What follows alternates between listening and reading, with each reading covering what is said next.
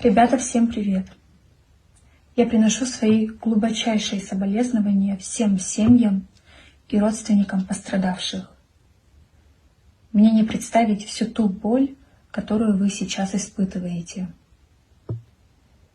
Когда я только узнала о произошедшем, у меня был ступор. Я не могла поверить, что в наше время такое возможно. Мы должны сплотиться вместе против терроризма, а не нации в лице моих соотечественников. Десятки миллионов таджиков не виноваты в этом акте насилия, которому нет оправдания.